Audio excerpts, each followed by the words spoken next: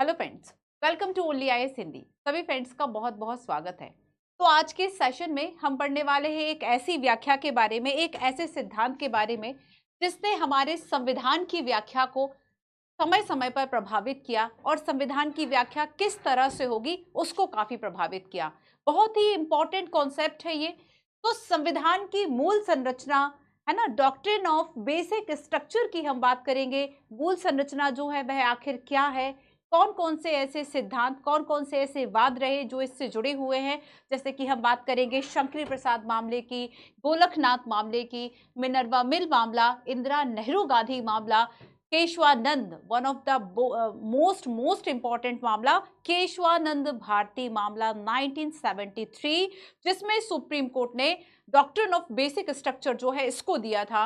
और इन सभी की बात हम करेंगे, साथ ही यूपीएससी ने जो कुछ क्वेश्चंस पूछे हैं उन क्वेश्चंस के साथ। और हाँ, करंट अफेयर में भी एक जो इम्पोर्टेंट पॉइंट चर्चा में रहा इस डॉक्ट्रिन ऑफ बेसिक स्ट्रक्चर को लेकर, उसको भी मैं बताऊंगी। ये टेलीग्राम लिंक है मंजू पीडब्ल्यू यूपीएससी वाला, यहाँ से फ्रेंड्स आप इसको बारकोड जो है स्कैन करके ये टेलीग्राम चैनल ज्वाइन कर सकते हैं, या फिर आप सर्च कर लीजिए क्लास के पीडीएफ और इन सब के लिए। अच्छा देखो, अभी तक हम पढ़ क्या क्या चुके हैं। संवैधानिक ढांचा में जो आपका भाग एक है संवैधानिक ढांचा, ये कंप्लीट होने वाला है और इसमें अभी हम जो आपका लास्ट चैप्टर है संविधान की मूल संरचना, इसको पढ़ रहे हैं। ठीक है, तो आपके 12 चैप्टर हो गए।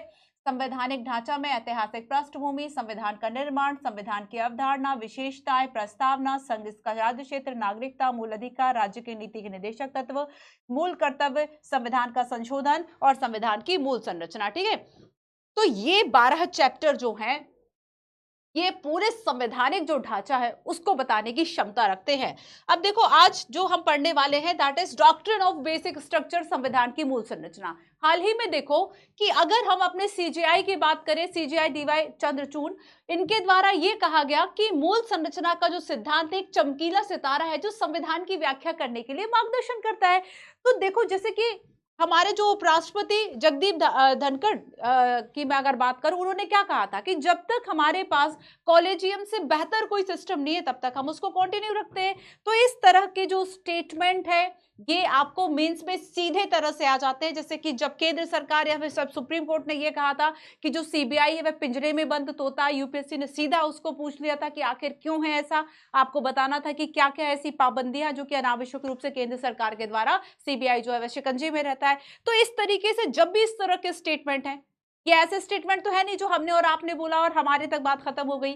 ये वो स्टेटमेंट है जो कि हमारे संवैधानिक प्रमुख पद पर बैठे हुए जो व्यक्ति हैं वो इस स्टेटमेंट को दे रहे हैं। तो चाहे उपराष्ट्रपति का स्टेटमेंट हो कॉलेजियम पद्धति को लेकर, या फिर जो हमारे भारत के मुख्य न्यायाधीश है उनका स्टेटमेंट हो मूल संरचना को लेकर। तो हाल ही में इन्होंने ये कहा कि हमारे संविधान की जो मूल संरचना है चमकीले सितारे की तरह है जो मार्गदर्शन करती है और संविधान के व्याख्याता और कार्यान्वयनकर्ताओं को एक दिशा देती है जब आगे बढ़ने का जो रास्ता है वह जटिल हो जाता है। देखो, समय समय पर हुआ क्या, समय समय पर संविधान में जब संशोधन किए गए, संविधान की जब व्याख्याएं की गई, तो उसके अंतर्गत कभी फंडामेंटल राइट्स पर प्रतिबंध लगाया गया, ठीक है, कभी डीपीएसपी को लागू करने के लिए, नीति निदेशक तत्वों को लागू करने के लिए भी कोई प्रतिबंध लगाया गया।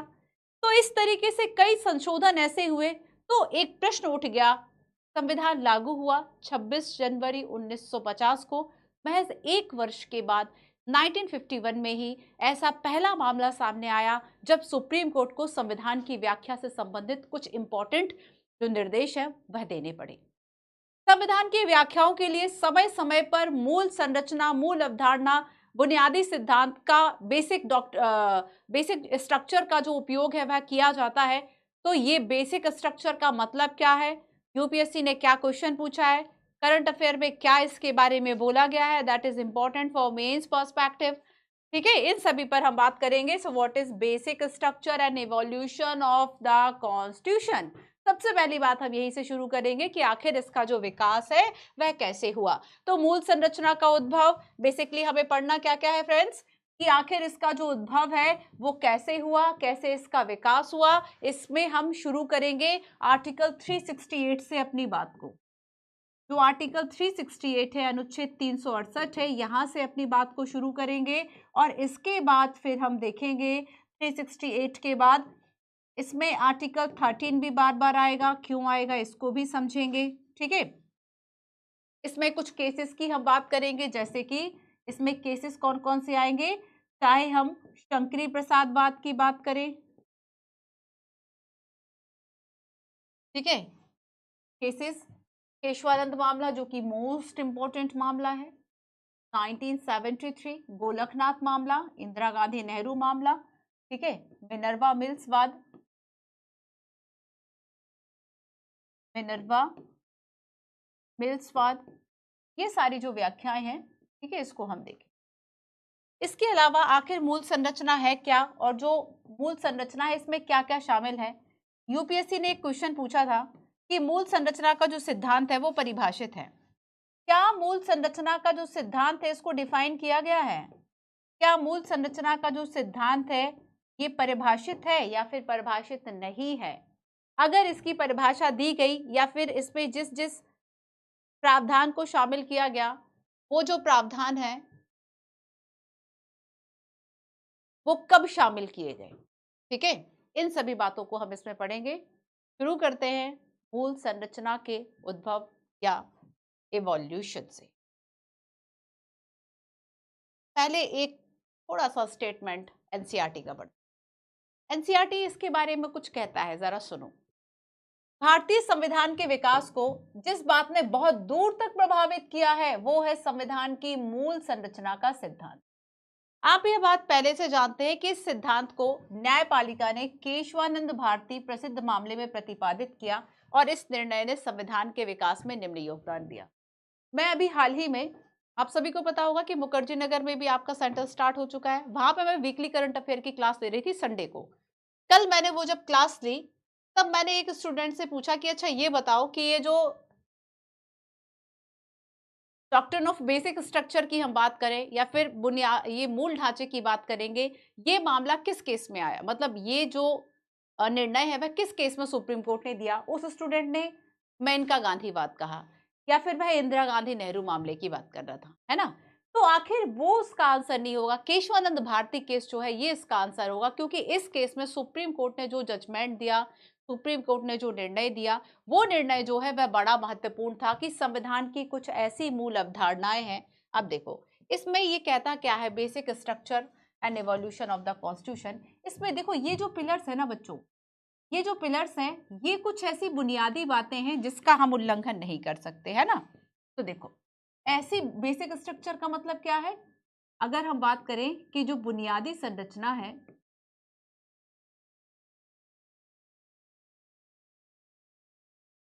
बुनियादी संरचना का सिद्धांत।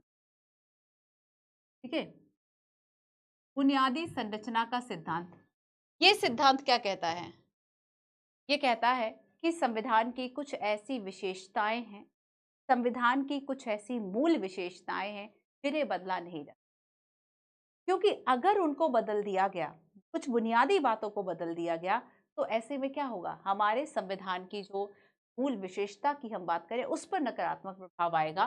तो बुनियादी संरचना में क्या कहा गया है, बुनियादी संरचना में संविधान की कुछ मूल विशेषताओं की बात की गई है, संविधान की मूल विशेषताओं। अब इस विशेषताओं में कई तरह की विशेषताएं शामिल हैं, कई मूल विशेषताएं शामिल हैं, कई मूल विशेषताएं शामिल हैं। ठीक है, जिनमें संसद संशोधन नहीं कर सकती, इसको बदल नहीं सकती। ठीक है, इन्हें बदल नहीं सकती। तो यहां पर हम देखेंगे कि बुनियादी संरचना का जो सिद्धांत है ये कहां से शुरू हो रहा है, 368 से, और यहाँ पर जो इसके विकास की बात है वो 368 से शुरू हो। ठीक है, तो कौन सा है, आर्टिकल 360। आर्टिकल 368 क्या कहता है कि जो प्रक्रिया दी गई है 368 में, इसके तहत जो संसद है उसके पास संविधान को संशोधन करने की शक्ति है। बस यहीं से मामला शुरू, संसद या संसद के द्वारा संविधान, संसद के द्वारा संविधान तो इसमें जो प्रक्रिया दी गई है उस प्रक्रिया के अनुसार जो संसद है वह उसके पास यह पावर है कि वह संविधान के किसी प्रावधान को बदल दे। उसे ही संविधान में संशोधन कहा गया। आर्टिकल 368 इस तरह की दो प्रक्रियाओं की बात करता है, जैसे कि एक तो संसद का विशेष बहुमत और दूसरा संसद का विशेष बहुमत प्लस आधे से जो अधिक राज्य है उनका साधारण बहुमत या उनकी कंसेंट। तो आर्टिकल 368 क्या कह रहा है कि संसद के पास यह शक्ति है। मुद्दा यही से शुरू हो गया।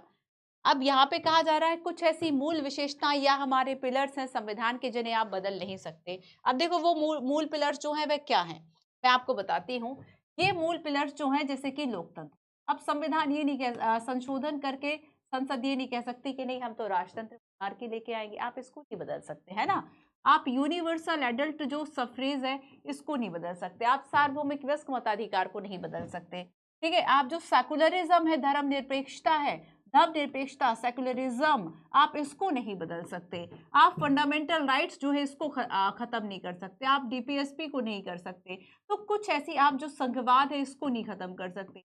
आप भारतीय अगर हम न्यायपालिका की स्वतंत्रता है आप उसको नहीं खत्म कर सकते। तो ये क्या है कि दैट इज द पिलर, है ना। ये क्या है, ऐसे पिलर्स हैं, ऐसी नींव है जिसपे हमारा जो संविधान है वह टिका हुआ है। तो बुनियादी संरचना का सिद्धांत ये कहता है कि ऐसी विशेषताओं को जो संसद है वह नहीं बदल सकती। अब देखो यूपीएससी ने एक प्रश्न क्या पूछा कि इसे जो है वह संविधान में परिभाषित किया गया है। मूल संरचना या मूल विशेषताओं को, मूल संरचना को संविधान में परिभाषित किया गया है, ये पूछा था। याद रखना कि मूल संरचना को परिभाषित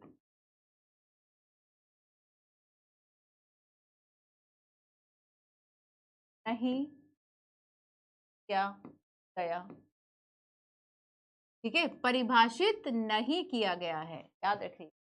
अब अगला प्रश्न ये आता है तो फिर बुनियादी संरचना में क्या क्या बातें शामिल हैं और किसने इसे परिभाषित किया। तो देखो इसे जो परिभाषित किया समय समय पर, समय समय पर जो हमारे देश का सुप्रीम कोर्ट ऑफ इंडिया है, उच्चतम न्यायालय, सर्वोच्च सर्वोच्च न्यायालय द्वारा, है ना, अपने जो निर्णयों में सर्वोच्च न्यायालय द्वारा निर्णयों में बताया गया या शामिल किया गया। इसके तहत ऐसा नहीं है कि अभी तक मूल संरचना को पूर्ण परिभाषित तो सर्वोच्च न्यायालय ने भी नहीं किया, बस समय समय पर कुछ चीजों को शामिल कर दिया। जैसे कि इंदिरा नेहरू गांधी जो मामला था, इस मामले में कहा कि व्यक्तियों का नहीं बल्कि कानून का राज होना चाहिए, ये सुप्रीम कोर्ट ने इसको शामिल किया कि व्यक्तियों का नहीं। क्योंकि इंदिरा गांधी काल की अगर हम बात करें तो आप देखेंगे कि बेसिकली एक तरह से डिक्टेटरशिप, तानाशाह की तरह उनको देखा जाने लगा था। चाहे 1975 का इमरजेंसी इम्पोज करना हो, 1975 का जो आपातकाल था, बेसिकली कहा जाता है कि उसका जो आधार है वह गलत था। और आधार गलत था, अगर आपातकाल का अगर आधार ही गलत था तो आपातकाल में जो डिसीजन लिए गए, 42वां संविधान संशोधन जिसके तहत न्यायपालिका या न्यायिक समीक्षा जो है उसको बेसिकली कुछ के लिए, कुछ अधिकारों के लिए, कुछ निर्णयों के लिए सीमित कर दिया कि इनकी समीक्षा न्यायालय नहीं कर सकता। तो देखेंगे कि यहाँ पर क्या था कि इंदिरा गांधी जी का जो काल था उसके तहत कई बार इस तरह का संशोधन जो है वह संविधान में करना चाहा।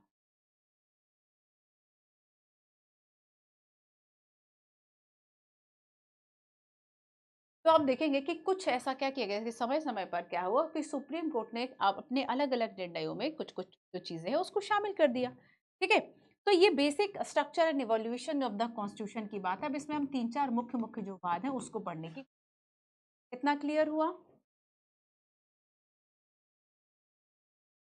एक क्वेश्चन मैं आपको दिखाती हूँ, मेंस 2009।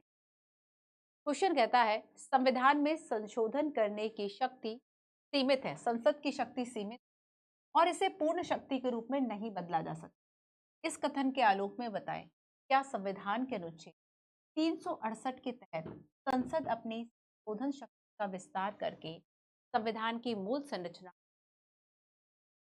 क्या कहा गया कि क्या अगर संविधान 368 के तहत संसद संशोधन शक्ति का विस्तार करके मूल संरचना को क्या नष्ट कर सकता है। इसमें केशवानंद भारती मामला अगर आपने पढ़ा है, बहुत इजीली आप इसका जो आंसर है वह कर सकते थे। ठीक है, चलो तो हम शुरू करते हैं। देखो, उद्भव से हम स्टार्ट करते हैं कि आखिर जो इसका उद्भव है वह कहाँ से हुआ, फिर केशवानंद भारती जो है उस पर आएंगे। ठीक है, तो याद रखना कि ये आपके लिए बहुत ज्यादा इंपॉर्टेंट है कि यहाँ पर जो हमारे भारत के मुख्य न्यायाधीश है उनके द्वारा क्या कहा गया। ठीक है, तो यहाँ पर देखो, अगर हम मूल संरचना का उद्भव या मूल संरचना का विकास देखें, ठीक है, मूल संरचना का उद्भव या मूल संरचना का विकास,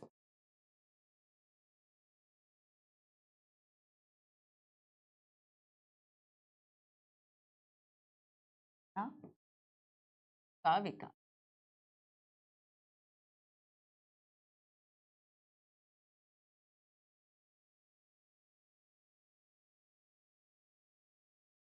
फर्स्ट पॉइंट इसमें शुरू होगा आर्टिकल 3। ठीक है, तो आर्टिकल 368 क्या कह रहा है? अनुच्छेद 368, आर्टिकल 368 कहता है कि संसद के पास, पार्लियामेंट जो है तो हमारे देश की सर्वोच्च विधायिका है, संसद के पास संविधान को संशोधन करने की शक्ति है। लेकिन 368 की जो प्रक्रिया है उसके तहत ना, तो संसद के पास संविधान संशोधन की शक्ति है, लेकिन इसमें एक इफ बट है। लेकिन लेकिन वह मूल विशेषताओं को या मूल संरचना को नहीं बदल, लेकिन वह मूल संरचना को नहीं। इसका मतलब क्या है कि संविधान की जो संशोधन करने की शक्ति है वह सीमित कहां पर है? वह सीमित है, ये इसका अंतिम सत्य होगा, क्लास का भी अंतिम सत्य यही होगा कि मूल संरचना को नहीं बदल सकती। ठीक है, सो ये मामला देखो शुरू होता है, मैं कुछ मामले आपको बताती हूँ। एक मामला है आपका शंकरी प्रसाद मामला।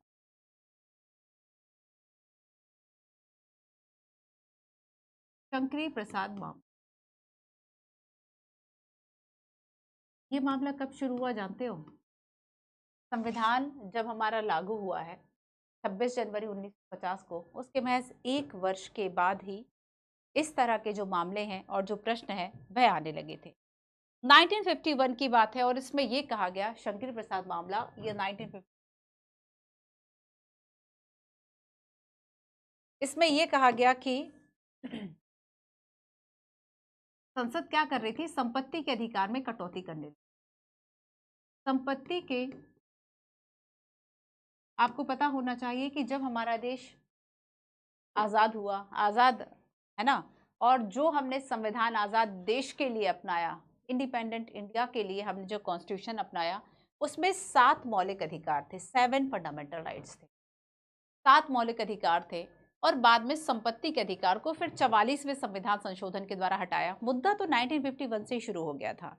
और यहाँ पर क्या हुआ कि जो संसद संपत्ति के अधिकार में कटौती कर रही थी, जैसे उस वक्त जब देश आजाद हुआ बहुत सारी ऐसी प्रथाएं प्रचलित थी जैसे कि जमींदारी, और उसमें क्या है कि भूमि का समान वितरण, भूमि सुधार, इस तरह की जो चीजें थी वह बहुत जरूरी थी समाज के लिए। तो संपत्ति के अधिकार, संपत्ति के अधिकार में जो कटौती की गई, इसकी वैधता को चुनौती दी गई शंकरी प्रसाद मामले में। संपत्ति के अधिकार में कटौती की जो वैधता है, ठीक है, इसको चैलेंज किया गया, वैधता को चुनौती दी गई। और इसमें यह कहा गया, ठीक है, कि इस मामले में ये कहा कि जो संसद है, संसद, सुप्रीम कोर्ट ने कहा, सुप्रीम कोर्ट का क्या डिसीजन था? सुप्रीम कोर्ट ने कहा कि संसद जो है वह फंडामेंटल राइट में संशोधन कर सकती है। केवल एफआर लिख दूं, समझ जाओगे। संसद फंडामेंटल राइट में संशोधन कर सकती, ठीक है, संसद फंडामेंटल राइट में संशोधन कर सकती है, ऐसा शंकरी प्रसाद मामले में माना गया। अब देखो इसमें जैसे कि मैंने बताया आर्टिकल 13, आर्टिकल 13 क्या कहता है, अनुच्छेद 13 मौलिक अधिकार वाले में हमने पढ़ा था ना, आर्टिकल 13 कहता है कि ऐसी कोई भी विधि जो फंडामेंटल राइट्स का उल्लंघन करेगी उसे शून्य घोषित किया जाएगा। न्यायिक समीक्षा का जो सिद्धांत है वो भी आर्टिकल 13 से इमर्ज होता है ना। तो आर्टिकल 13 अनुच्छेद 13 की जब हम बात करेंगे तो यहाँ पर क्या है कि इसमें यह कहा गया कि अनुच्छेद 13 के अंतर्गत केवल सामान्य विधि आएंगी, मतलब अगर सामान्य विधि फंडामेंटल राइट का उल्लंघन कर रही है तो उसको शून्य घोषित किया जाएगा। लेकिन अगर संविधान संशोधन, क्योंकि संविधान संशोधन को विधि नहीं माना, संविधान संशोधन है, वो विधि नहीं है, वो लॉ नहीं है, और अगर वो लॉ नहीं है तो इसमें नहीं आएगा। ध्यान ध्यान से सुने इस बात को। देखो आर्टिकल 13 क्या कहता है, आर्टिकल 13 कहता है कि ऐसी जो विधि है, ठीक है, जो कि फंडामेंटल राइट का उल्लंघन करेगी ये शून्य हो जाएगी। अगर ये उल्लंघन करेगी तो ये शून्य घोषित हो। तो इसमें कहा कि अरे विधि तो है नहीं, ये तो संविधान संशोधन है, वही बात हो गई ना, विधि तो है नहीं, ये तो संविधान संशोधन है।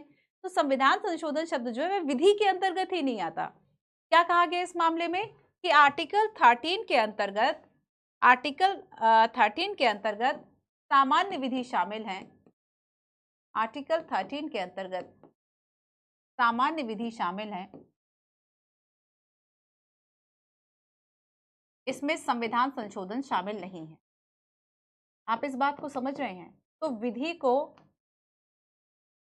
शून्य घोषित किया जाएगा अगर वह फंडामेंटल राइट का उल्लंघन कर रही है, पर विधि शब्द में संविधान संशोधन शब्द शामिल नहीं है।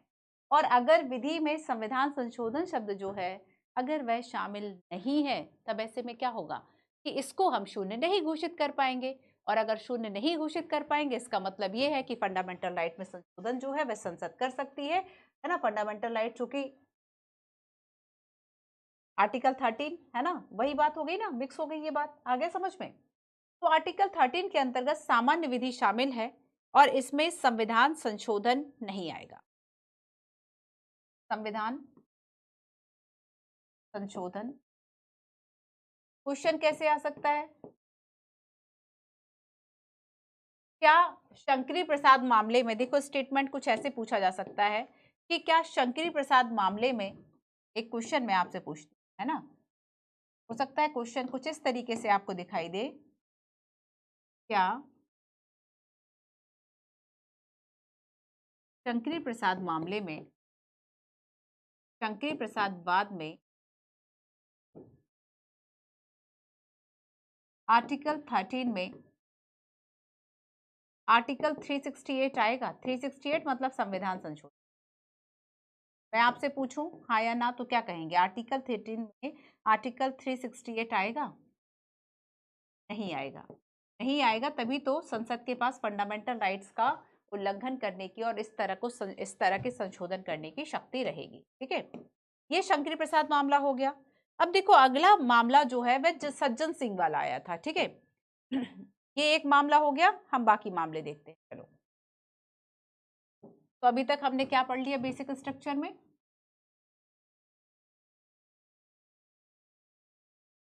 अब आप परिचित हो गए आर्टिकल 368, आर्टिकल 13। पहला मामला हमने पढ़ा शंकरी प्रसाद मामला, शंकरी प्रसाद वाद।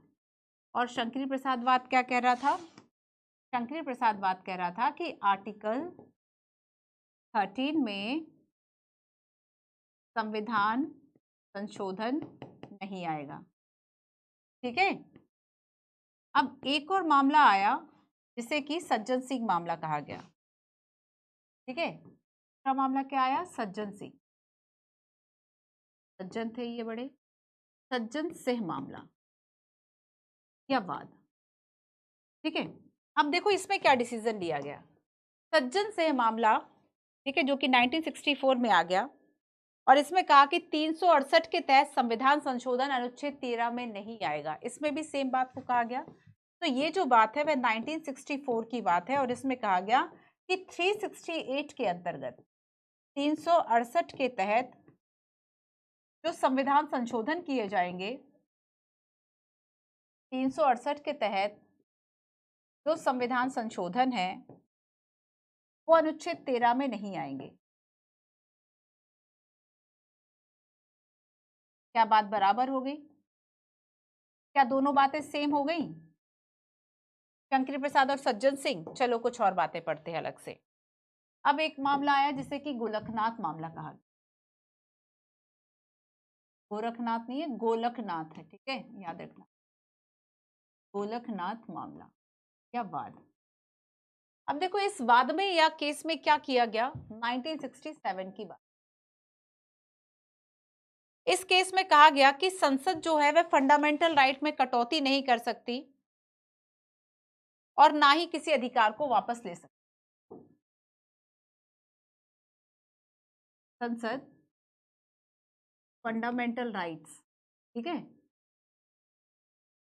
ना तो कटौती कर सकती है, अभी तक कर रही थी, अब नहीं कर सकती, ना तो कटौती कर सकती है, ठीक है, ना ही किसी अधिकार को वापस ले सकती, ना ही किसी फंडामेंटल राइट को वापस ले सकती। ना जरूर पढ़ लेना, किसी फंडामेंटल राइट को वापस नहीं, ठीक है।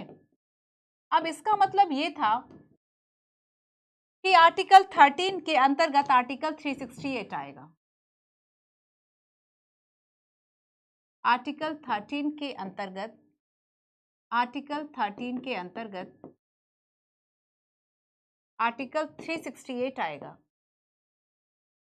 मतलब क्योंकि आर्टिकल 13 कहता है विधि शब्द, है ना, और आर्टिकल 368 कहता है संविधान संशोधन। तो संविधान संशोधन को अगर विधि माना जाएगा तो संविधान संशोधन को भी तो इस बात के लिए निरस्त किया जा सकता है कि यह फंडामेंटल राइट का उल्लंघन कर रहा है। तो यहाँ पर क्या है कि आर्टिकल 13 अगर विधि कह रहा है, आर्टिकल 368 अगर संविधान संशोधन कह रहा है, तो यहाँ पर क्या है बच्चों कि अगर ये एक कानून है, संविधान संशोधन क्या है, आर्टिकल 13 के अंतर्गत ये एक कानून है। जब तक ये कानून नहीं था, स्पेशल था, तब तक इसको रद्द नहीं किया जा रहा था, लेकिन जैसे ही संविधान संशोधन विधि बन गया तब उसको रद्द किया जा सकता है। तो एक कानून है, और अगर संविधान संशोधन एक कानून है तो इसे क्या किया जा सकता है, इसको, ये फंडामेंटल राइट का उल्लंघन नहीं कर सकता। तो फंडामेंटल राइट का उल्लंघन नहीं कर सकता, ठीक है। अच्छा ये बताओ, आपने सीसेट वगैरह पढ़ते हो क्या? सीसेट में क्या आपने कुछ इस तरह के सवाल हल किए हैं? जैसे कि आप सीसेट में देखते सभी बिल्लियां जो है वह, ठीक है, सभी बिल्लियां जो है वह घोड़े हैं, या फिर जो सभी घोड़े हैं वह काले हैं या फिर सफेद हैं। तो कुछ इस तरीके के आप सवाल देखते हैं, ठीक है। अब देखो कि मान लो इसमें यह कहा जा रहा है कि कोई जो विधि है, समझना इस बात को, ये आर्टिकल 13 है ना, जो विधि है, ये विधि है, अगर ये विधि जो है वह फंडामेंटल राइट का उल्लंघन करती, फंडामेंटल राइट का अगर उल्लंघन करेगी, मान लो इस मात्रा में कर रही है, तो ये जो विधि है वह शून्य घोषित, ठीक है। अब कहा जा रहा है कि अगर देखो अब 368 की बात होगी, अगर 368 यहां पर है, अलग से है, अगर 368 संविधान संशोधन अलग से है, तब ये विधि में ही नहीं आएगा, तो इसको शून्य घोषित नहीं किया जाएगा। लेकिन जब ये कहा जाएगा कि जो ये 368 है ये यहाँ पे अंदर आ जाएगा, अब देखो 368 को यहाँ रख दो, अगर 368 संविधान संशोधन को हमने यहाँ रख दिया, तब क्या इसको शून्य घोषित किया जा सकता है? बिल्कुल किया जा सकता है। आया ये बात समझ में? नहीं आया? ये बात समझ में आया हो अगर तो एक बार बता देना, ठीक है, कमेंट कर देना बच्चों। ऑफलाइन में तो बच्चे पढ़ाने ही नहीं देते, इतना ज्यादा प्रश्न पूछते हैं। ऑफलाइन में तो बच्चे ऐसे कि मैं सोचती हूँ कि कम से कम मैं इनको बहुत ज्यादा पढ़ा दूं, लेकिन उसमें क्या होता है कि इतने सारे बच्चों के कमेंट्स एंड क्वेरीज होती है, उन्हें लगता है कि आज ही सारा पूछ लेंगे हम। तो उनमें क्या होता है कि फिर हर एक बच्चे का डाउट लो, उनसे पूछो, उन्हें समझाओ, है ना। तो उसमें क्या होता है कि हम जो टॉपिक्स है वो जल्दी से फिनिश नहीं कर पाते। ऑनलाइन में ये सुविधा रहती है कि हम अपने अकॉर्डिंगली पढ़ा देते हैं। अगर आपको ये नहीं समझ में आया, मैं एक बार और आप सभी को बता देती हूँ, ठीक है। तो यहाँ पर क्या हो गया, आप फिर से आर्टिकल 13 को समझ लो। तो आर्टिकल जो 13 है, ठीक है, आर्टिकल 13 क्या कह रहा है कि ऐसी विधियां विधि जो है वह शून्य होगी जो फंडामेंटल राइट का उल्लंघन करे। ठीक है, और आर्टिकल 368 क्या कह रहा है? सारे मामले इसी पर बेस है। आर्टिकल 368 कह रहा है कि जो संसद है वह संविधान में संशोधन कर सकती है। संसद संशोधन कर सकती है। ठीक है, तो अब हमने इसको कैसे समझा कि अगर विधि जो है, ठीक है, और ये जो फंडामेंटल राइट है, अगर देखो इस मात्रा में ये इसका वॉयलेशन करेगी, तो जिस मात्रा में उल्लंघन करेगी उस मात्रा में ये शून्य होगा, अप्रभावी होगा। यहां से भी यूपीएससी ने ये क्वेश्चन पूछा था बच्चों, यहां से भी यूपीएससी ने ये क्वेश्चन पूछा था कि अगर इसका कितना जो पार्ट है वह अप्रभावी होगा, क्या पूरी विधि शून्य घोषित हो जाएगी या फंडामेंटल राइट जो है वह अप्रभावी हो जाएगा, जितना जो विधि है उसको ले रही है, या फिर ये वाला जो हिस्सा है जिस मात्रा में ये जो विधि है वह फंडामेंटल राइट का वायलेशन करेगी, उस मात्रा में क्या होगा, ये वाली जो लाइन है वह मिट जाएगी। समझ रहे हो? क्योंकि फंडामेंटल राइट जो है इसको परिवर्तन नहीं कर सकती अगर विधि है तो। ठीक है, अब वही हमने समझा कि मान लो जो 368 है वो इसका अलग से गोला यहाँ पे बना हुआ है। ठीक है, ये है 368 आर्टिकल।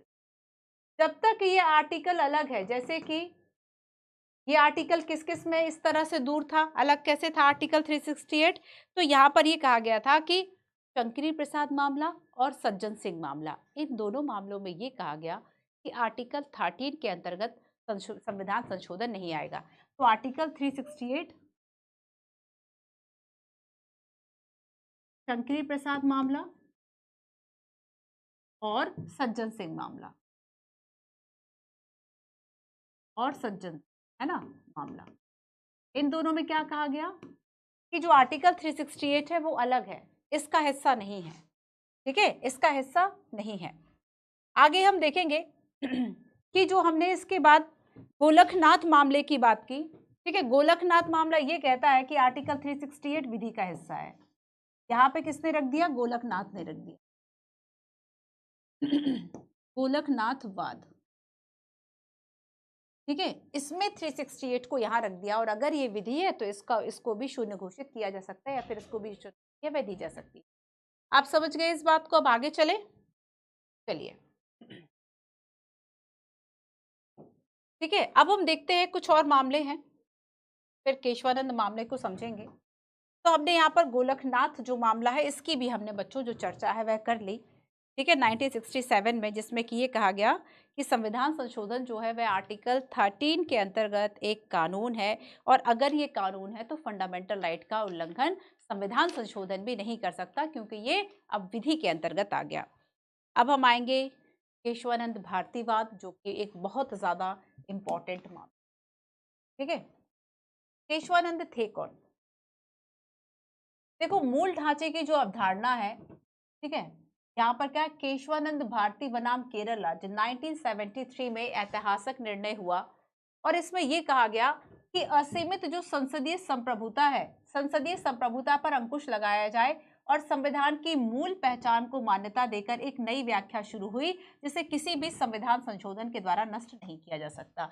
इसमें यह कहा गया कि जो मूल विशेषताएं हैं या मूल मान्यता है या मूल ढांचा है, मूल मान्यता या फिर मूल ढांचा है ना, तो मूल ढांचे से जो भी चीज जो है वह इसके अंतर्गत होगी, इसके अंदर प्रोटेक्टेड होगी, उसमें संविधान संशोधन नहीं किया जाएगा। ठीक है, तो संविधान संशोधन इस गोले के बाहर है, संविधान संशोधन इसके अंतर्गत नहीं है। इसमें बेसिकली इस बात को कहा गया। अब देखो, तो इसमें 1973 में क्या किया गया था? इसमें यह निर्णय दिया गया था सुप्रीम कोर्ट के द्वारा, इसमें यह निर्णय दिया गया था कि जो संसद है वह फंडामेंटल राइट को, संसद फंडामेंटल राइट को ना तो सीमित कर सकती है, ना तो सीमित कर सकती है,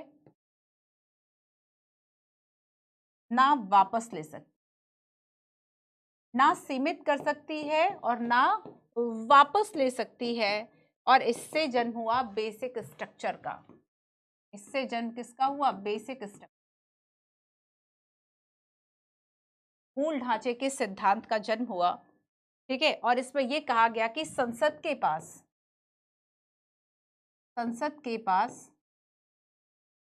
संविधान संशोधन के द्वारा संसद के पास संविधान को संशोधन करने की शक्ति है ना, 368 ऐसा कहता है। लेकिन इसमें यह कहा गया कि संसद के पास संविधान संशोधन के द्वारा मूल संरचना को बदलने की शक्ति नहीं है। मूल संरचना को बदलने की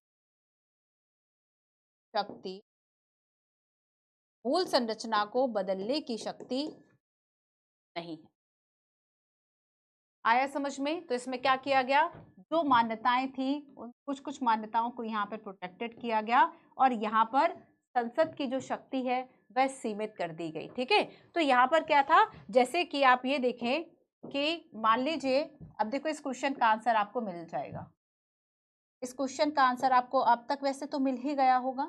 ठीक है, मान लो ये हमारा पूरा संविधान है, ये इतना एरिया जो है वह पूरा संविधान का हो गया। ठीक है, और संविधान में बच्चों ये वाला जो एरिया हो गया, ठीक है, ये हो गया हमारा मूल संरचना। ये है संविधान। ठीक है, ये संविधान है और ये संसद है, यहाँ पर संसद। तो संसद के पास क्या है, संविधान संशोधन के द्वारा वह इस हिस्से को बदल सकती है। यहाँ पे वह क्या कर सकती है, संविधान संशोधन कर सकती है, लेकिन संविधान संशोधन इस क्षेत्र में लागू नहीं हो। ठीक है, याद रखना कि संविधान संशोधन मूल संरचना में जब बात आएगी तो यहाँ पर संसद की जो शक्ति है वह क्या है, सीमित है, इस एरिया को क्रॉस नहीं कर पाएगा, है ना। यहाँ पर संशोधन की शक्ति जो है वह सीमित है। एक और बात आती है, केशवानंद भारतीवाद में क्या किया गया था, तो संसद की जो संविधान में संशोधन करने की शक्ति उसको सीमित किया गया। सीमित कैसे किया गया, से अनलिमिटेड क्या होता है, कुछ भी कर लो वो अनलिमिटेड है, कहीं भी संशोधन कर लो वो अनलिमिटेड होता, लेकिन चूंकि कुछ चीजों को प्रोटेक्टेड कर दिया, जैसे कि इसके अंतर्गत, और अगर यहाँ प्रोटेक्टेड कर दिया तो मतलब क्या है कि ये जो शक्ति है वह कैसी है, सीमित है, क्योंकि आप इसे टच नहीं कर सकते, है ना, इसे आप टच नहीं कर सकते। ये बात हो गई केशवानंद मामला की। अब चलो एक और मामला देखते हैं बच्चों, और ये हम देखेंगे जरा एक क्वेश्चन। केशवानंद भारतीवाद 1973 में विचार करते हुए असत्य जो कथन है, इस इनकरेक्ट स्टेटमेंट आपको बताना है। फर्स्ट स्टेटमेंट आपसे कहता है कि इसमें सर्वोच्च न्यायालय में गोलकनाथवाद में दिए गए निर्णय के विरुद्ध किया और 24वें संशोधन की वैधता को बरकरार रखा, और कहा कि संसद के पास किसी मूल अधिकार को कम करने या आहरित करने की शक्ति नहीं है। ठीक है, तो गोलकनाथ के जो निर्णय है उसके विरुद्ध दिया था। चलिए, इसके साथ ही संविधान का मूल ढांचा या मूल विशेषताओं का एक नया सिद्धांत दिया। तो मूल ढांचे का सिद्धांत कहाँ से आया, मूल ढांचा या मूल विशेषताओं का सिद्धांत केशवानंद भारतीवाद। ठीक है, जैसे कि मैं बता रही थी आपको कि ऑफलाइन क्लास में करंट अफेयर जब मैं पढ़ा रही थी तब एक स्टूडेंट ने आंसर दिया कि मेनका गांधीवाद था। आर्टिकल 21 अगर आप जीने के अधिकार की बात करेंगे, व्यक्तिगत स्वतंत्रता की बात करेंगे, वहां पर मेनका गांधी का मामला था, यहाँ पे नहीं आएगा। ठीक है, सो यहाँ पे क्या है कि मूल ढांचा या मूल विशेषताओं का एक नया सिद्धांत प्रस्तुत। इसने निर्णय दिया कि अनुच्छेद 368 के तहत संसद की संवैधानिक शक्ति इसे संविधान के मूल ढांचे में हस्तक्षेप करने या इसको बदलने में सक्षम नहीं बनाती है। बिल्कुल सही बात। इसका अभिप्राय यह है कि संसद किसी भी ऐसे मौलिक अधिकार को कम नहीं कर सकती या आहरित नहीं कर सकती जो संविधान के मूल ढांचे का अंग नहीं है, जो संविधान के मूल ढांचे का अंग नहीं है। अगर मूल ढांचे का अंग नहीं है तब तो संसद मौलिक अधिकार को या फिर उस बात को कम कर सकती है।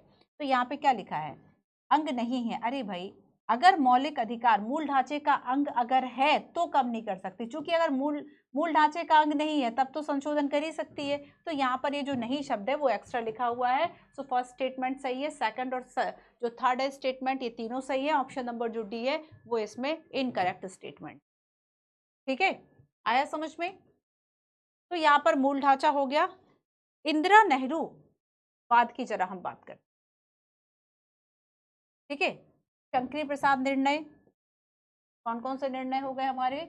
शंकरी प्रसाद निर्णय, गोलकनाथ बनाम पंजाब राज्य, केशवानंद बनाम केरल राज्य मामला, और अब इंदिरा गांधी बनाम राजनारायण जो वाद है हम इसको पढ़ते हैं। देखो इस वाद में बेसिकली क्या हुआ था, ये मामला 1975 का है, 1975 का मामला है। इस मामले में सुप्रीम कोर्ट के द्वारा क्या कहा गया था वह सुनो। यहां पर यह कहा गया था कि जो 39 संविधान संशोधन था, संसद ने किया था 39 संविधान संशोधन, 39वां संविधान संशोधन, इसके प्रावधान को रद्द कर के प्रावधान को रद्द कर दिया गया था, अवैध घोषित कर दिया गया था, ठीक है। अब इसमें क्या प्रावधान था जिसे रद्द किया गया था? वो प्रावधान ये था कि पीएम और लोकसभा अध्यक्ष जो है उनके चुनावी विवाद, मतलब चुनाव से संबंधित अगर कोई डिस्प्यूट, कोई विवाद है, तो उसे जो सुप्रीम कोर्ट है वह उसके क्षेत्राधिकार से बाहर कर दिया था। तो अब चूंकि न्यायिक समीक्षा की जो शक्ति है सुप्रीम कोर्ट की, उसको सीमित करने का प्रयास था, है ना। न्यायिक समीक्षा क्या होता है कि कोई लेजिस्लेटिव, विधायिका या कार्यपालिका या प्रशासनिक कोई ऐसा कार्य अगर किया गया है जो कि संविधान का उल्लंघन कर रहा है ना, जो कि संविधान की या मूल संविधान के अवधारणा के विपरीत है, उस पर बेसिकली जो समीक्षा है वह न्यायपालिका कर सकती है, उसको चेक कर सकती है कि क्या ये संवैधानिक है या नहीं है। तो 39 संविधान संशोधन के प्रावधान को रद्द कर दिया, और ये प्रावधान था जिसमें पीएम व प्रधानमंत्री, प्राइम मिनिस्टर व लोकसभा अध्यक्ष, पीएम व लोकसभा अध्यक्ष से संबंधित चुनावी विवादों से संबंधित चुनावी विवादों को सभी न्यायालयों के क्षेत्राधिकार से बाहर कर दिया, सभी न्यायालयों के क्षेत्राधिकार से बाहर कर दिया, क्षेत्राधिकार से बाहर किया, है ना। तो बेसिकली क्या किया गया था, इसमें इस प्रावधान को रद्द घोषित कर दिया था, क्योंकि ये जो प्रावधान था तो इंदिरा गांधी नेहरू बनाम राजनारायण बाद में क्या किया गया था, है ना। इसमें याद रखना कि न्यायिक, ये जो बेसिकली बात था, या 39 जो संविधान संशोधन था वो न्यायपालिका की न्यायिक समीक्षा की शक्ति को सीमित कर रहा था, न्यायिक समीक्षा की शक्ति को सीमित कर रहा था, और इस वजह से उसको रद्द किया गया था, ठीक है। तो नेक्स्ट यहाँ पर देखो, दूसरी बात जो इसमें शामिल है कि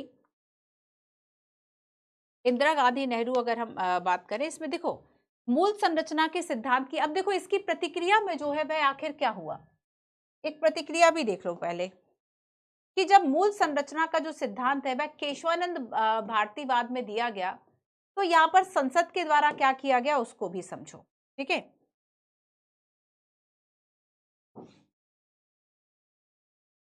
बेसिक स्ट्रक्चर किसने दिया था? सुप्रीम कोर्ट ने, है ना। किस सिद्धांत में, किस वाद में? तो केशवानंद। तो मूल संरचना, ठीक है। अब देखो संसद कुछ ना कुछ तो करेगी, इसकी प्रतिक्रिया हुई, और यहाँ पर सुप्रीम कोर्ट इस तरफ था, यहाँ पर कौन है? पार्लियामेंट है, संसद ने क्या किया, एक संविधान संशोधन लेकर आए, 42वां संशोधन अधिनियम पारित किया, 42वां संशोधन अधिनियम पारित किया, ठीक है। 42वां जो संविधान संशोधन अधिनियम था ये इसके बदले में पारित किया, और इसमें यह कहा गया कि 368 के तहत आर्टिकल 368, देखो बार बार आ रहा है इसमें आर्टिकल 368, क्योंकि उसी को बीच में रखकर मौलिक जो मूल संरचना का बेसिकली सिद्धांत ही यही है ना, कि 368 की प्रक्रिया के अंतर्गत या 368 के अनुच्छेद के अंतर्गत जो शक्ति है संसद की वह सीमित है, यही तो कहा जा रहा है, इसलिए बार बार वो आ रहा है। तो संसद ने यहाँ पर क्या कहा कि 42वां संविधान संशोधन जो है वह पारित किया और इसमें एक प्रावधान किया। इसमें प्रावधान ये किया गया, संसद ने प्रतिक्रिया में, किसकी प्रतिक्रिया में, मूल संरचना की प्रतिक्रिया में, इसमें यह प्रावधान किया कि अनुच्छेद 368 के अंतर्गत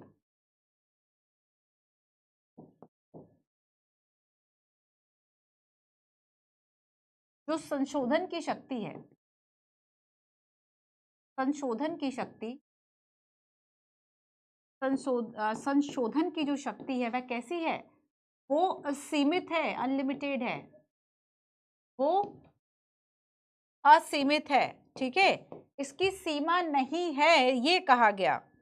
और इसमें साथ ही ये प्रावधान भी कर दिया कि जो संविधान संशोधन होंगे, आप सामान्य विधि को चैलेंज करो, जो विधि सामान्य विधि है उसको आप चैलेंज करो इस आधार पर कि वो फंडामेंटल राइट का वायलेशन कर रही है।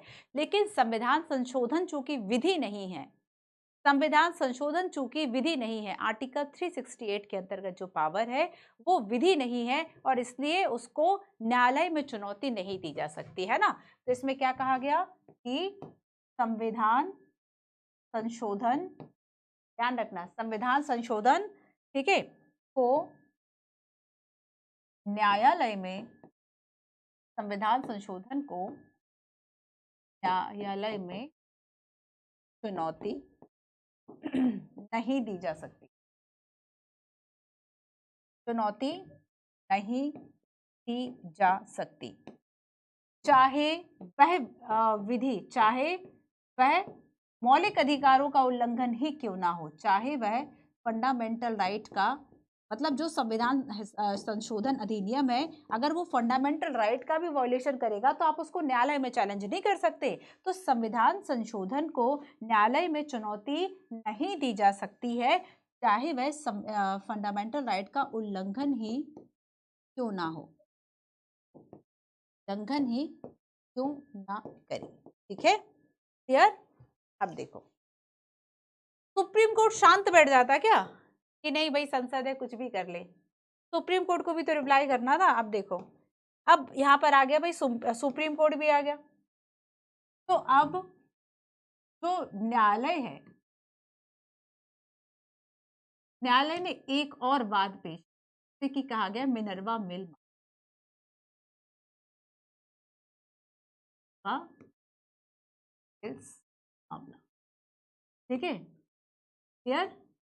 तो बेसिक स्ट्रक्चर की प्रतिक्रिया में 42वां संविधान संशोधन संसद लेकर आया जिसमें ये प्रावधान किए। अब न्यायपालिका क्या कर रही है, मिनर्वा मिल मामला लेकर आ रही है, कब, 1980, 1980 में। और इसमें इस पूरे जो ये आपको दिख रहा है, ये जो प्रावधान है, इनको अमान्य, इनको अवैध घोषित कर दिया गया।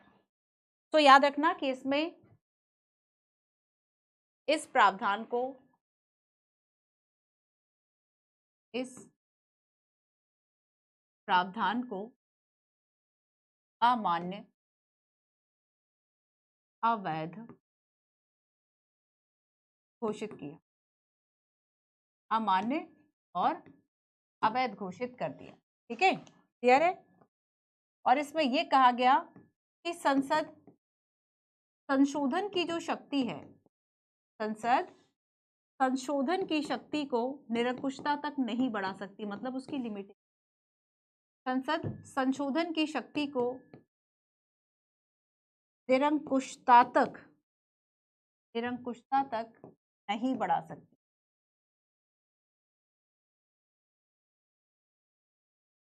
निरंकुशता तक नहीं बढ़ा। यहां पे क्या कहा जा रहा था, संसद की शक्ति असीमित है, ऐसा 42वां संविधान संशोधन अधिनियम में कहा गया। और इसमें आगे ये कहा गया कि संसद संविधान संशोधन द्वारा मूल विशेषताओं को नष्ट नहीं, आप बार बार सोच रहे हो मूल विशेषताएं, मैम एक बार लिस्ट बता दो, बस वो बता ही रही हूँ। संसद मूल विशेषताओं को नष्ट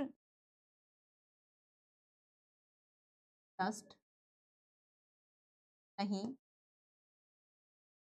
संसद मूल विशेषताओं को नष्ट नहीं कर सकती। ठीक है, क्लियर है।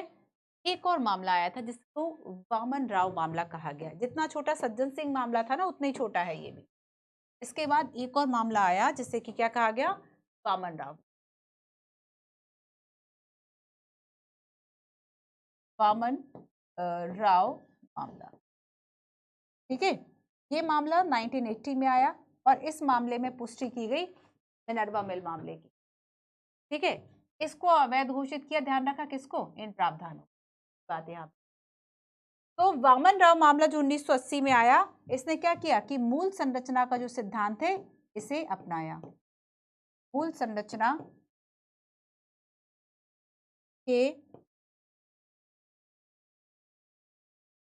संरचना के सिद्धांत को, ठीक है, अपनाया या जोर आया समझ में। ये पूरा मामला क्या था, सारे वाद देखो, ये ज्यादातर क्या होता है बच्चों की, इस तरह के जो मामले या इस तरह के जो वाद है वो हमें टफ लगते हैं, है ना, टफ लगते हैं क्योंकि हम उसके मूल बात को नहीं समझना चाहते। जैसे कि अगर हमने सीरियल से पढ़ लिया कि पहले यहाँ पर इस तरह का प्रोविजन हुआ, इसकी प्रतिक्रिया कहाँ हो रही, पहले न्यायालय ने मूल संरचना दी केशवानंद ने, उसकी प्रतिक्रिया यहाँ होती है, इसकी प्रतिक्रिया फिर मिनर्वा मिल में हो गई, मिनर्वा मिल की पुष्टि जो है वह वामन राव मामले ने भी कर दी। तो ये था मूल संरचना का सिद्धांत। हमने यहाँ पर इन सभी मामलों को पढ़ा, शंकर प्रसाद, गोलकनाथ, केशवानंद, इंदिरा गांधी एंड मिनर्वा मिल मामला। आया समझ में। अब देखो पहले तो क्वेश्चन आपका हो गया, ठीक है। अब एक और आपका पॉइंट बचा है। देखो समय समय पर क्या हुआ कि जो मूल ढांचे का सिद्धांत है इसकी व्याख्या सुप्रीम कोर्ट के द्वारा न्यायालय ने अपने अलग अलग निर्णयों में की। जैसे कि मैं कुछ आपको निर्णय बताती हूँ, ठीक है। जैसे कि इंदिरा गांधी है ना, इंदिरा नेहरू मामले की हम बात करें तो इसमें कहा न्यायिक समीक्षा, मतलब मूल ढांचे के तत्व में न्यायिक समीक्षा को शामिल किया। ठीक है, इसमें बेसिकली आओ मैं आपको एक बार और इसको समझा देती हूँ कुछ मेन पॉइंट्स को, ठीक है, कि आखिर कैसे कैसे जो चीजें हैं वह शामिल की गई, उसको एक बार समझो। ठीक है, देखो जैसे कि इसमें शामिल किया गया, ये जो सारे इसके अंदर मैं विशेषताएं लिखूंगी ना, ये आपके मूल बातें होंगी, मूल ढांचे का भाग होगा। तो न्यायालय ने समय समय पर अपने निर्णयों के द्वारा व्याख्या की, उस व्याख्या को का अर्थ मैं आपको बता रही हूं। जैसे कि यहां पर मैं आपसे कहूंगी कि कानून का सरकार, कानून विधि का शासन है ना, विधि का शासन, कानून की सरकार लिख लो, कानून की सरकार और न्यायिक समीक्षा, कानून की सरकार और न्यायिक समिति। ठीक है, इसे शामिल किया गया मूल ढांचे में। और ये निर्णय कौन सा था, नेहरू गांधी, नेहरू गांधी मामला। ठीक है, चलो अब देखो संविधान के संशोधन करने की शक्ति सीमित है। संसद की जो संशोधन की शक्ति है ये भी मूल ढांचे का भाग है। ठीक है, संशोधन की जो शक्ति है वह कैसी है, सीमित शक्ति। कैसी शक्ति है, सीमित शक्ति है। ठीक है, और ये किस बात में कहा गया, ये निर्णय था मिनर्वा मिल मामला। Minerva mills. ठीक है, अब देखो न्यायपालिका की स्वतंत्रता, न्यायपालिका ये कुमार पदम मामला था। संप्रभु निष्पक्ष चुनाव, यूपीएससी ने एक क्वेश्चन पूछा था किहोतो होलोहन मामला से कि ये जो मामला है आखिर वह क्या है। ठीक है, अब मैं एक बार आपको बता देती हूँ। इस मामले में किहोतो, अच्छा मामला हम बाहर लिख रहे थे है ना, किहोतो होलोहन मामला। ठीक है, किहोतो होलोहन मामला, इस मामले में सुप्रीम कोर्ट के द्वारा दल बदल के रूप में भी ये चर्चित था, 1992 का है। स्वतंत्र निष्पक्ष जो चुनाव है उसको मूल संरचना में शामिल किया गया, में स्वतंत्र निष्पक्ष चुनाव। स्वतंत्र निष्पक्ष जो चुनाव है इसे मूल संरचना। तो मूल ढांचे की ये सारी विशेषताएं, मतलब इन्हें संसद नहीं बनती और इन्हें न्यायपालिका के द्वारा समय समय पर, आप देखो इस स्लाइड को समझ कि बेसिक जो स्ट्रक्चर है, बेसिक स्ट्रक्चर को समय समय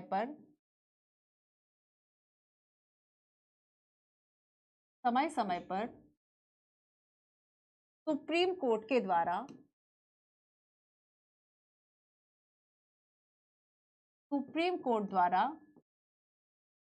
विभिन्न निर्णयों में शामिल किया।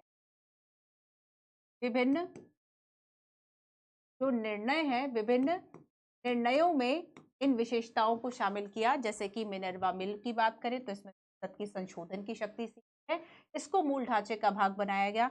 इंदिरा नेहरू गांधी मामले में कानून का शासन और न्यायिक समीक्षा, इसको बनाया गया। तो केहोतो होलोहन मामला में स्वतंत्र निष्पक्ष चुनाव की बात की। तो जैसे कि अब हम केशवानंद भारतीवाद की बात कर लेंगे, इसमें बहुत सारी चीजें।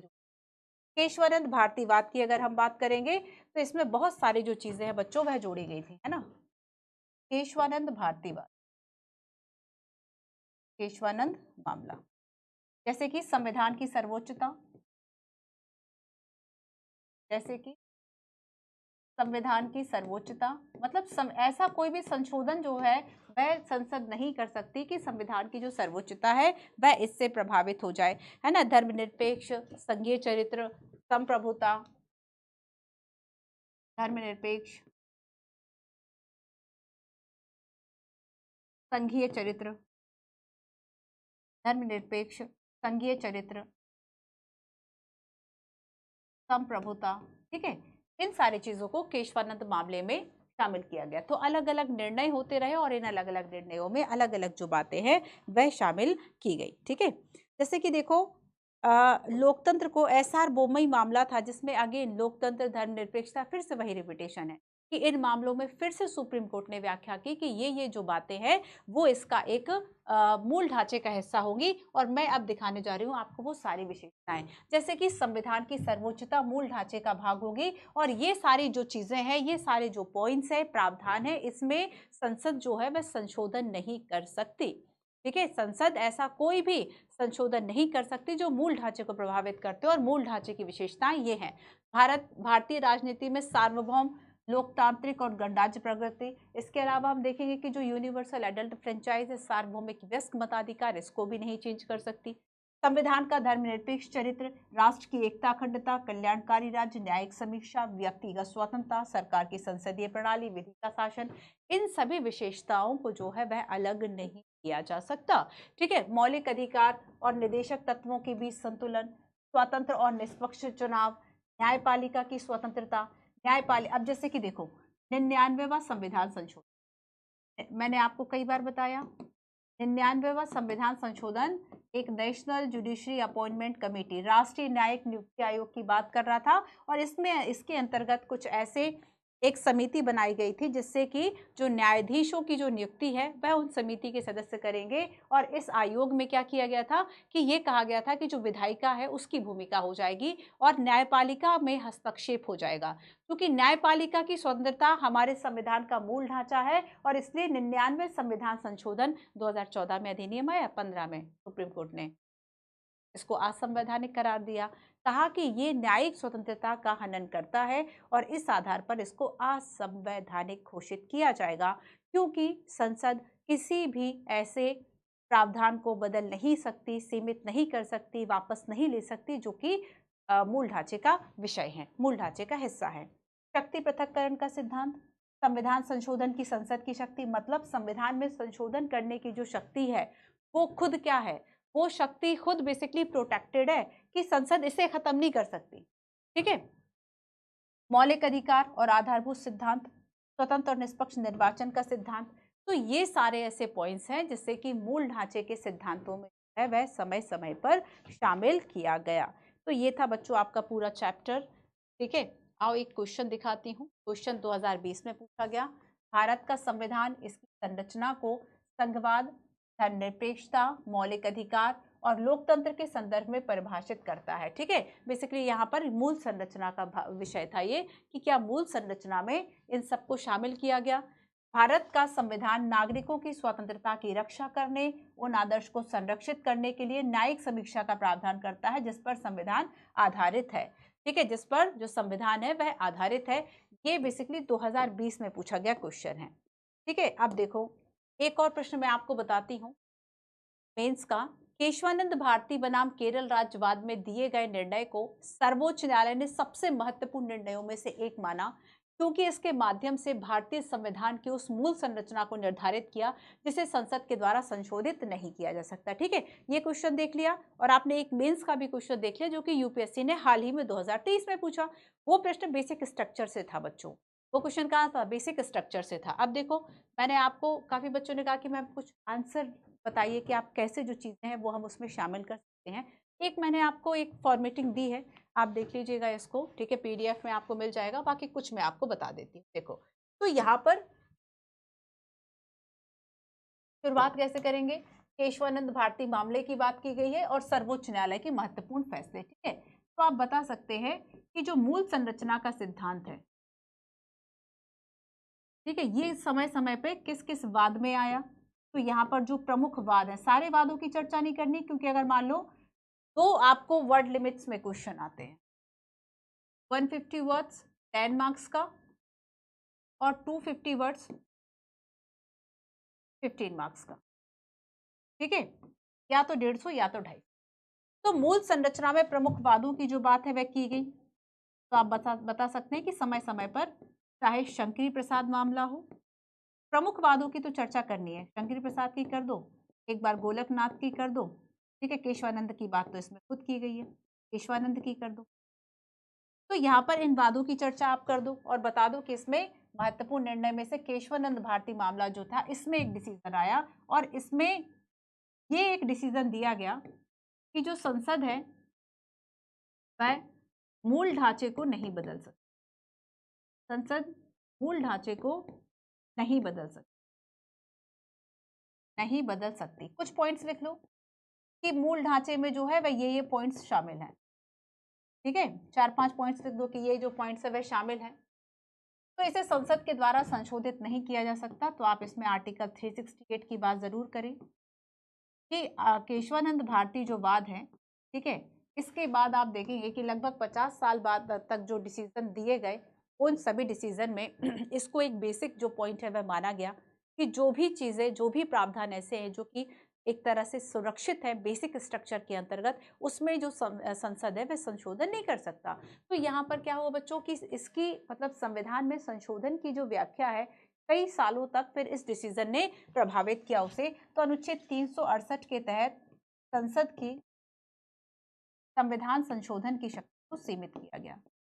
संविधान संशोधन की शक्ति को सीमित किया।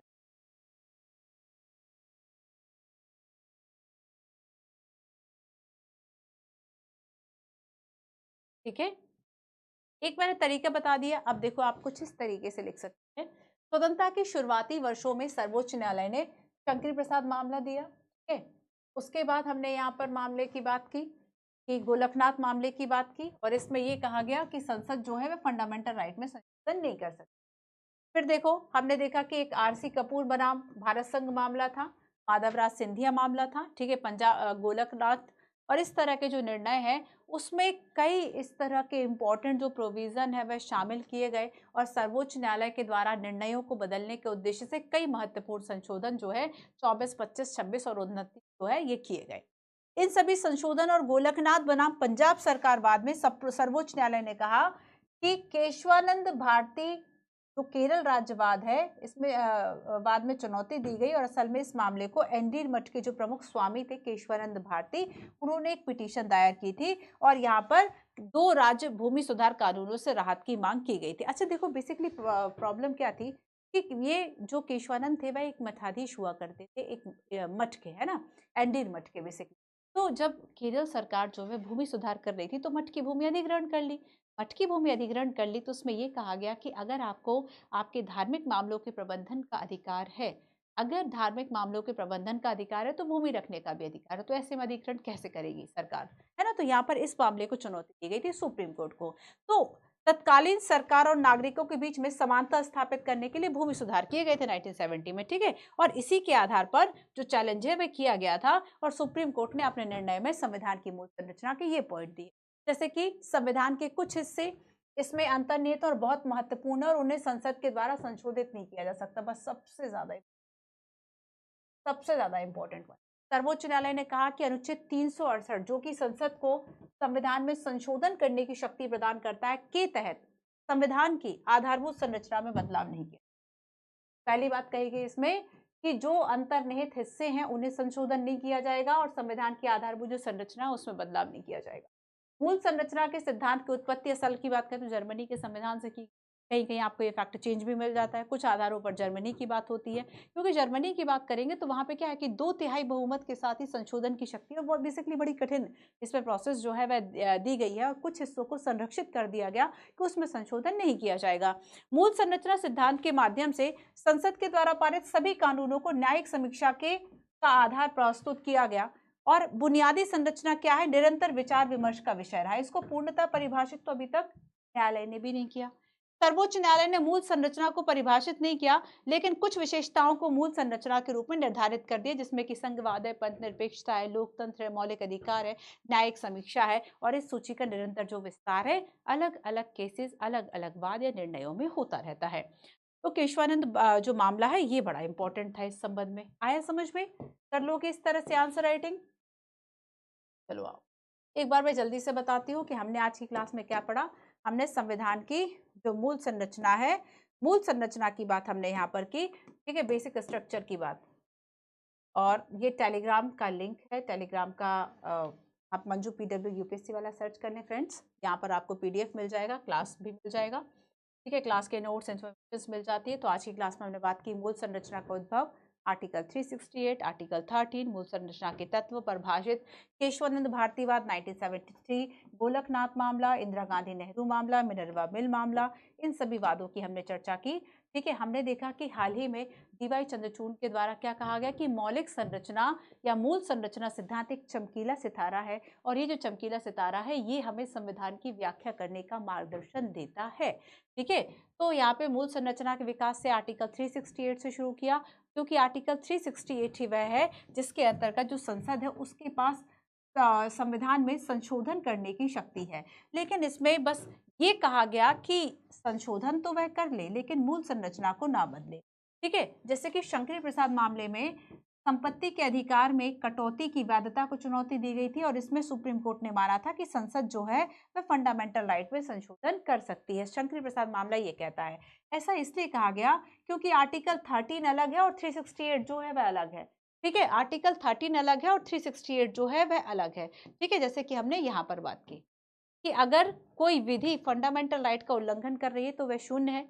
अगर संविधान संशोधन को इस गोले के अंतर रख दिया तो ये भी विधि शून्य हो जाएगी। अगर हमने इस गोले को अलग से रखा है, सेपरेट अगर कर दिया कि 368 13 के अंतर्गत नहीं आएगा, तब डेफिनेटली इसको अवैध या शून्य वॉइड घोषित किया जाएगा। तो सज्जन सिंह मामला और शंकर प्रसाद बाद में इसको साइड कर दिया गया था, ठीक है। गोलकनाथ मामले में 368 को विधि के साथ रख दिया था। अगर संविधान संशोधन विधि है तब डेफिनेटली इसमें कटौती की जा सकती है, ठीक है। हमने इस बात को यहाँ पर समझा, समझ में आ गया आपको? गोलकनाथ मामला हमने देखा, शंकर प्रसाद, सज्जन सिंह, है ना, NCERT का एक पॉइंट था, इसको हमने देखा। बुनियादी संरचना मतलब ऐसे संविधान की हमारी ऐसी कुछ मूल विशेषताएं, कुछ मूल बातें जिस पर हमारा संविधान आधारित है, अगर हमने इसको बदला तो संविधान नकारात्मक रूप से प्रभावित होगा, ठीक है। तो संविधान की मूल विशेषता शामिल है जिसमें संसद संशोधन नहीं कर सकती, आर्टिकल 368 के अंतर्गत इसकी शक्ति है और मूल संरचना को संविधान में परिभाषित नहीं किया, समय समय पर परिभाषित किया तो सुप्रीम कोर्ट ने भी परिभाषित नहीं किया, बस कुछ निर्णयों को जो है वह उसमें शामिल कर लिया, ठीक है। मूल ढांचे की अवधारणा की हमने बात की कि जो मठ के जो मठाधीश थे उनके द्वारा जो केशवानंद भारती थे, है ना, इनके द्वारा जो याचिका दायर की गई, इसमें सुप्रीम कोर्ट ने कहा कि फंडामेंटल राइट ना तो सीमित कर सकते हैं ना ही वापस ले सकते हैं और संसद के पास संविधान संशोधन के द्वारा मूल संरचना को वह नहीं बदल सकता। तो शंकर प्रसाद वाद, गोलकनाथ, केशवानंद, इंदिरा गांधी, नेहरू बनाम राजनारायण, मिनर्वा मिल मामला हमने देखा। बेसिक स्ट्रक्चर को हमने समझा कि 42वां संविधान संशोधन मूल संरचना की प्रतिक्रिया थी संसद की। 42वें संविधान संशोधन में न्यायिक समीक्षा को जहां सीमित किया गया, वहीं मिनर्वा मिल मामले में इसको ओपन कर दिया है ना, मिनर्वा मिल मामले में इसको ओपन कर दिया। और ये कुछ ऐसे पॉइंट्स हैं जो कि मूल ढांचे का हिस्सा होंगे। हमने देखा कि समय समय पर जैसे कि मिनर्वा मिल में संसद की संशोधन करने की शक्ति, इसको मूल ढांचे में शामिल कर दिया। तो मूल ढांचे के अंदर जो भी चीजें हैं उन सभी को अलग अलग निर्णयों के द्वारा शामिल किया। पर सबसे ज्यादा इंपॉर्टेंट इस पे एक पीवाईक्यू हमने देखा। हाँ, इस क्वेश्चन को एक बार फिर से देख लो। यूपीएससी ने जो क्वेश्चन पूछा है इसको लिखने की कोशिश करना कि संविधान में संशोधन की जो शक्ति है, देखो सरल प्रश्न था बच्चों, अगर आप इस बेसिक पॉइंट को समझ गए, बेसिक बात को समझ गए, बहुत सरल था कि संशोधन करने की संसद की शक्ति सीमित है, इसे पूर्ण शक्ति के रूप में विस्तारित नहीं किया जा सकता। और यहाँ पर बताया कि क्या संविधान का अनुच्छेद 368 अपनी संशोधन शक्ति का विस्तार करके संविधान की मूल संरचना को नष्ट कर सकती है। आपके पास वैसे लिखने को बहुत कुछ है, पर कोशिश करो कि बेस्ट 150 वर्ड्स या 250 वर्ड्स में अपनी बात को लिख सको, ठीक है। तो ये था हमारा आज का क्लास, और लास्ट में हमने एक आंसर की क्वेश्चन की फॉर्मेटिंग की। इससे आपको जो काफ़ी हेल्प है वह मिल जाएगी। कमेंट करके बताइएगा क्लास कैसी लगी। अगर लग रहा है कि नहीं कोई ऐसा पॉइंट है जो कि मिसिंग है या और समझाने की ज़रूरत है, तो हम नेक्स्ट क्लास में उस पॉइंट को ले लेंगे। चलिए मिलते हैं हम अपनी नेक्स्ट क्लास में। Thank you so much.